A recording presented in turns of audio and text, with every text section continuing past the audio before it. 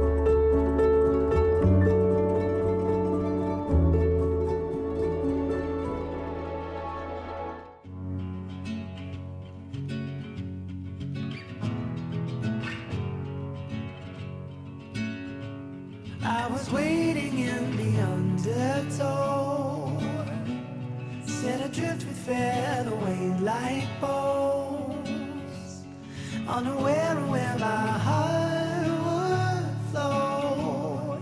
I was waiting in